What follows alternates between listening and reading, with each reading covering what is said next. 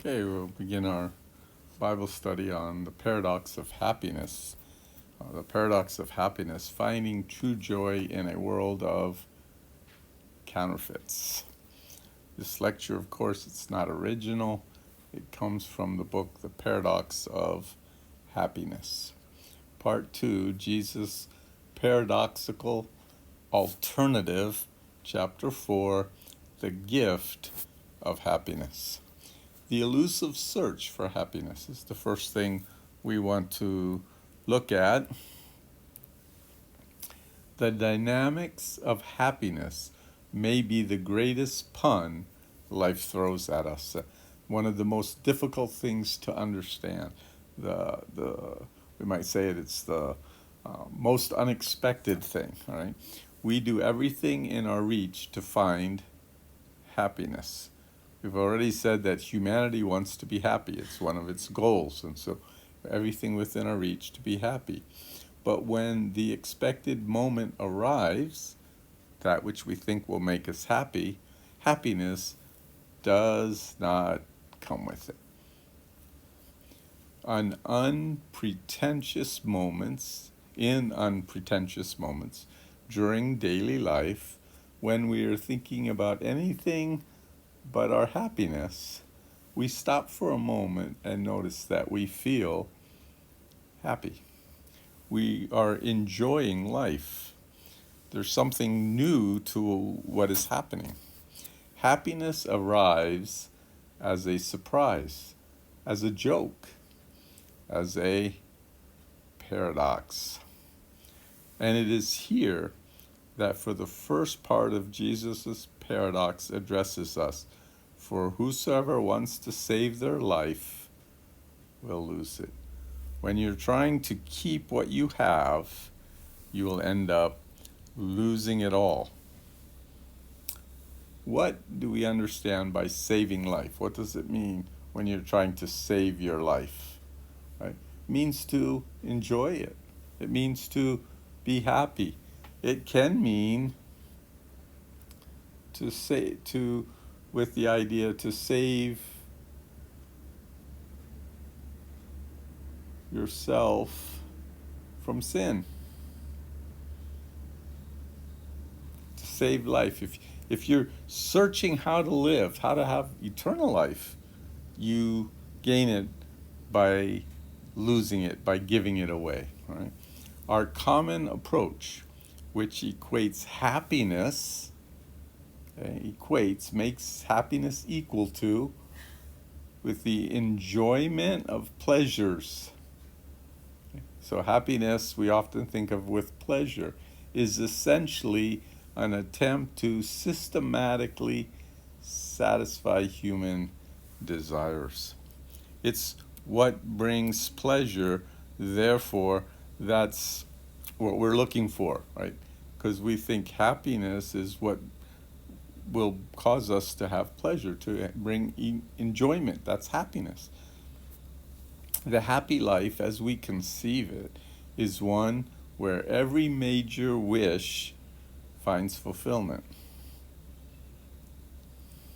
preferably in a cinematic fashion, like the movies, right? And where suffering is reduced to small discomforts between one emotional peak and the next. So we're looking for the emotional peak, right? Where our wishes are fulfilled, our human desires are satisfied. But there's no such thing in this life. The grand life encompasses notions of happiness, is reduced to a smoothly running mechanism that fulfills what our desires dictate. So it contains, right? Life encompasses, it contains everything that we think we want, and then we think we'll be happy. Desire springs up. Desire is satisfied. Pain arises. Pain is dealt with. Happiness is obedience to the throne of appetites. Unhappiness is a life of wanting and longing and craving. This is our definition, okay? We get it when we have our appetites. Appetites, the things we want, that's the throne, right? Unhappiness is a life when we're wanting, we're longing for things, and we're craving for them. That's what we live for. But are we happy? Hardly. For these two reasons, getting what we think we want does not make us happy. It is difficult to attain everything we want. And to be honest, even if we did, we wouldn't be happy. Even if we do, we are not satisfied. It cannot, excuse me, getting things cannot satisfy us, cannot make us happy. We are perpetually driven forward, always waiting for the next enjoyment. That will make us feel settled and satisfied. If we could just be happy, if things would just be what we want, right? We achieve it, but then we move on to the next pursuit. We achieve it. There might be a little bit of happiness, but it doesn't last, and we go on after something else. We are constantly looking for the end of the rainbow, but when it arrives, we don't find the pot of gold. And I'm sure you've heard about the rainbow. If you can get to the end of the rainbow, there's a pot of gold. We're always looking for things to make us happy, but at the end of the day, that happiness isn't there. We only find our empty hearts longing for the next promise of fulfillment, the next thing that we think will bring us happiness. The real happiness just does not arrive when we're looking for it. In other words, in the words of Jean-Jacques Rousseau, we are moved by a disproportion between our desires and our faculties, our thinking and our desires. Okay? This we think will make us happy, and as we think about it, we're hoping that those desires will be met. But even if they are, we won't be happy. Arthur Schopenhauer, man is never happy, okay, but spends his whole life striving after something he thinks will make him so. When you're striving after something, man will never be happy. That's the key. Man is never happy when he's striving for something that he thinks will make him happy. But we do not give up. We just try harder. Right? We can't believe that we can't be happy. We can't believe that if we just had this or that or whatever, we wouldn't be happy. A good example. Okay, we take an individual who feels like if they just had somebody that would love them, somebody that would marry them, they would be happy. And then they get married and they realize, oh, this person's hard to live with. I'm not happy. There's a problem here. Okay? So so often the things we think will make us happy won't, because things don't make us happy. Right? We earn more degrees, we start more relationships, we get more money, we achieve greater professional success, we travel to exotic locations, but satisfaction of desire does not lead to lasting fulfillment. Okay, it just won't. It can't. Okay, or to a sense of happiness. It is mere satisfaction of desires, does not equal happiness. There's no equal there. We can get our desires, but in the end, those desires don't make us happy. It feels as durable as eating cotton candy.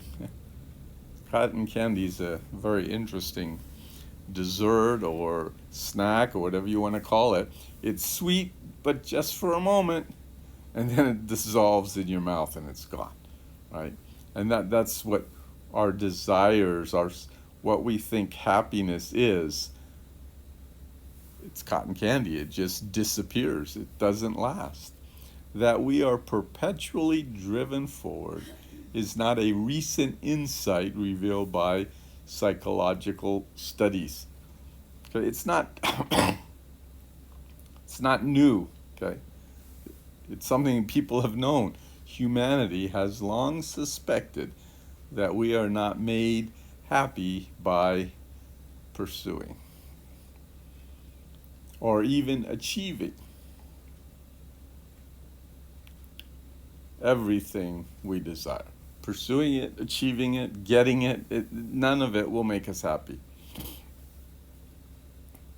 Gregory of Nyssa, for example, described in the 4th century, this is the 4th century, the appetitive nature of our souls. We have appetites, we're always after that, right? For as soon as a man satisfies his desires by obtaining what he wants, he starts to desire something else and finds himself empty again.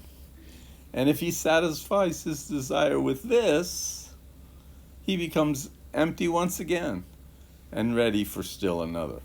In other words, we cannot bring happiness by achieving.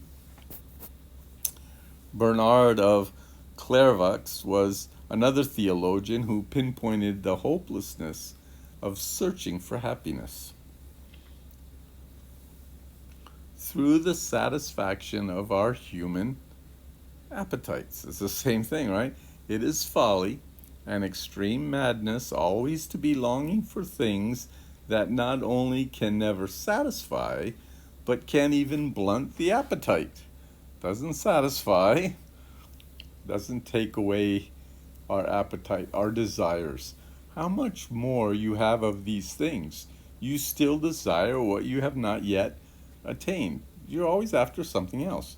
You're always restlessly sighing after what is missing. Do you ever wonder why some of those people who have billions of dollars keep making more money?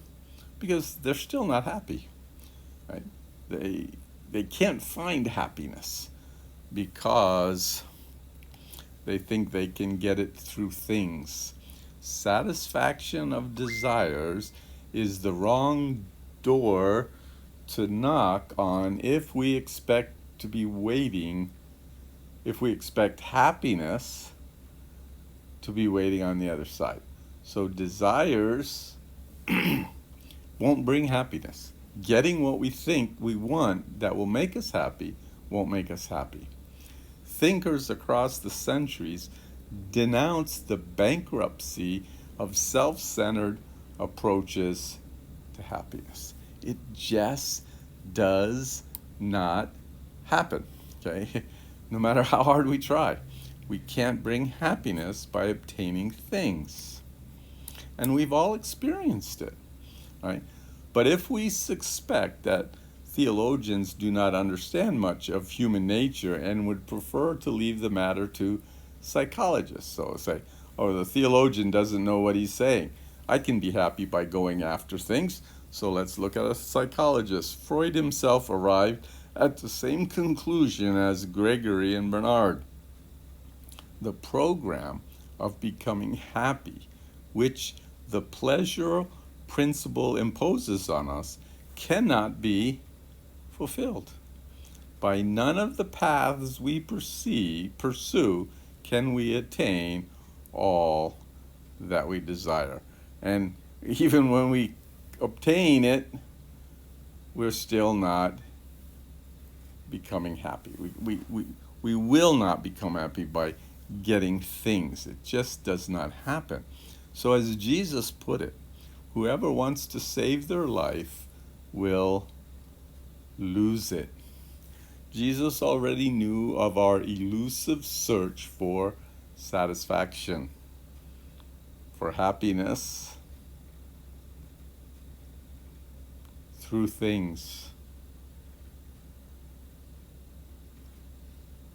right? Trying to live it through the life. His paradox recognizes at its starting point that our efforts do not take us to the happiness we pursue. Okay? Efforts will not bring us happiness. The project of trying to satisfy the demands of the self leaves us empty, unsatisfied, and ultimately dead.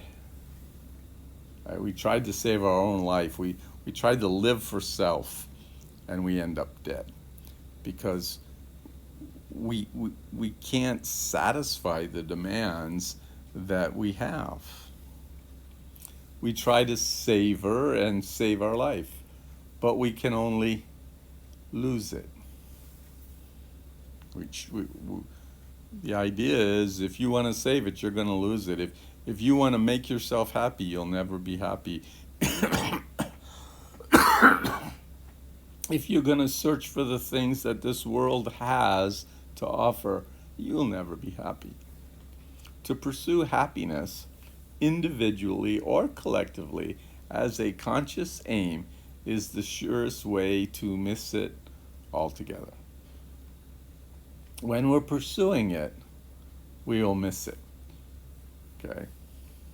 The program of self-satisfaction does not lead to the ideal of happiness. It's the wrong logic.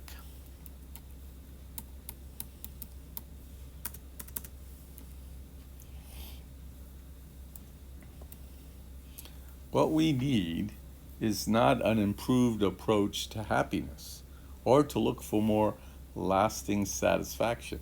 Maybe there's something out there that if I could just get it, I would be happy. I'll try doing it another way. No, to deny the role of desire in life.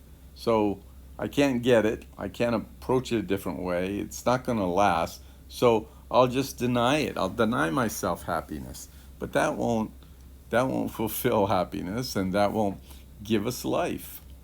We do not need an enhanced method, but a total reorientation. The Bible often calls this a renewed mind, a new way of thinking, rather than the fallen way that man is thinking, right? The fallen mind, the sinful mind, it has fallen. It needs to be renewed. Finding happiness is not a matter of searching. It's not looking for things. It's not acquiring things for it more intently. So we don't search for it more intently. With greater creativity, we don't use creativity and we're going to make ourselves happy, or even in a more spiritual way. It will not bring us happiness. It is a matter of not searching. How do you get happiness? Don't search for it. Okay? It's a matter of not living for ourselves. Okay? Not searching for happiness, not living for self, but living for God and for others.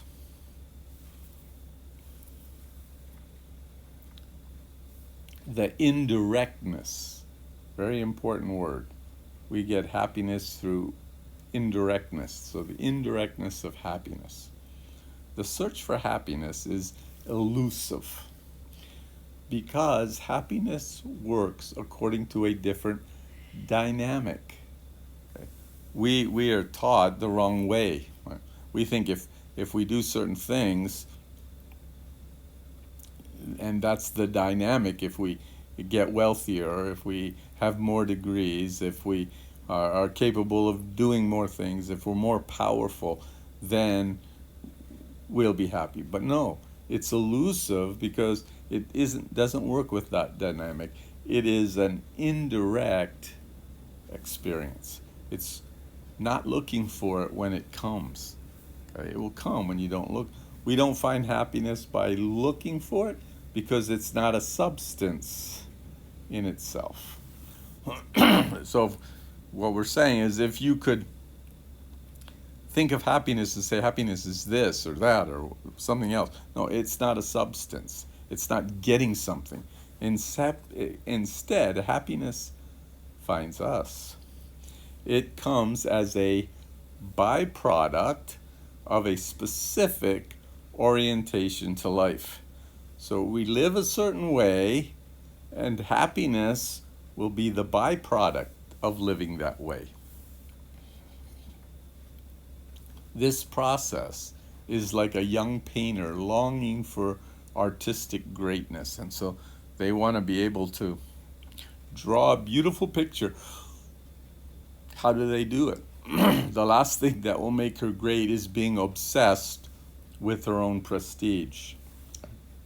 She must produce, but she may produce a masterpiece if she focuses instead on the properties of light, on the blossoming of flowers, on the mystical atmosphere the sunrise bestows to a lakeside garden in early spring. So she's looking out and she's seeing beauty, and she's painting the beauty,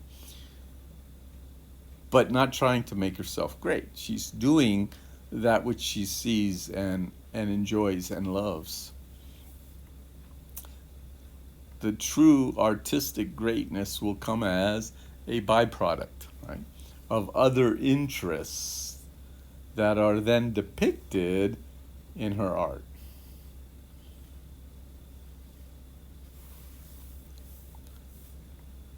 It follows an artistic orientation. Think of someone being interviewed. Okay, so you're interviewing somebody to find out about the person, possibly to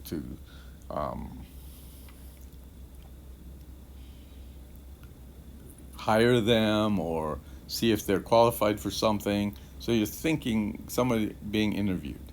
We will not know him best if he stays focused on himself, watching and restraining every move, calculating every word to convey just the right meaning and to present his true self.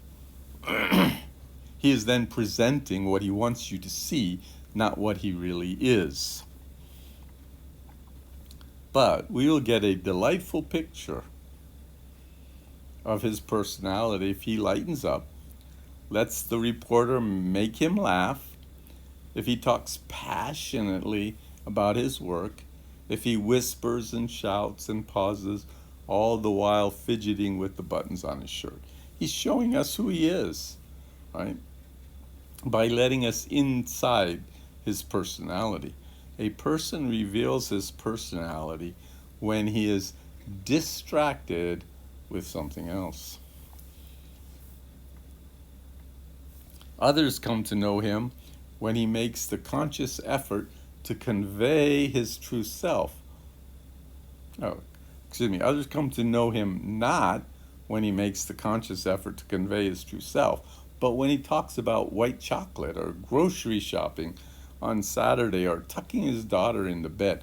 These things are things that are close to his heart, and as he expresses them, then we get to understand him better. But if he's making a conscious effort for us to see how he pictures himself and how he wants himself to be seen, we'll never know the individual. Happiness also occurs in an indirect affair. So you don't get happiness by getting something, but it's indirect. It comes from something else. A moment will be happier if we forget about it and enjoy the face, enjoy the people with you, enjoy those around you, the cheesecake in front of you, instead of planning for this moment to be happy and measuring it minute by minute on the happiness thermometer. You picture what you want happiness to be, and you picture what you want the day to go like and what you want to happen and how you want it to happen. You will be saddened because you're looking at what you want. But rather, enjoy what's around you. Enjoy the people. Enjoy the food. Enjoy it. And you'll find yourself being happy because you're not searching for something. You don't have an ulterior motive. You're being with people and opening yourself up. If we'd only stop trying to be happy, we could have a pretty good time. Equipped Edith Wharton. One example that I think is quite interesting is when I was in high school, the school I was going to decided they were going to have family weekend. And so there weren't any activities at school, and they tried to encourage families just to spend time together. And my family, we used to laugh at that because if you have to make family time, you'll never be satisfied with the family time. But if the family time just happens because you enjoy one another and you love being together and talking, it brings happiness. But you're not doing it to be happy, right? You're doing it to be together and enjoy one another. So happiness is not a result that comes from thinking about happiness, but instead of being engaged in something else. Paradoxically, we are happy when we reflect on, we are happy not when we reflect on our happiness, but when we forget about it, when we're not concerned about whether we're going to be happy, but we're enjoying those with us, the things that we're doing, we're involved, or being part, we realize that, oh, we were happy. Happiness arrives when we let it go. As a psychiatrist has expressed it, if you observe a happy man, you will find him building a boat, writing a symphony, educating his son, or looking for dinosaur eggs in the Gobi Desert. These are things that he enjoys doing. He's not trying to make himself happy, but he's giving of himself. He's involved in something. He will not be searching for happiness as if it were a button from one's shirt that rolled under the dresser. Okay, we're not searching for it. It's a byproduct. Happiness is not to be found because it is not an essence, but a result of something else. It is not a substance, but a possible byproduct. Someone does not possess happiness. Happiness isn't a thing to be possessed. It does not exist in and of itself. It is rather a qualifier, an adjective that characterizes other things. Happiness arrives incidentally as a consequence. It comes from doing something else, not from looking for it and doing something that we think will bring us happiness. We experience it when we are pursuing something else. And of course, we're going to be looking at pursuing God and others, not ourselves. And that will bring happiness. And so as we go through this week, let's be emphasizing that idea that happiness doesn't come from things I think I want, things that I think will make me happy, but rather happiness comes as a consequence of really giving myself. Wanting a relationship with God, wanting a relationship with others, meeting others' needs, we'll realize all of a sudden that we're feeling happy. We feel good because we've been doing that which we've been made to do.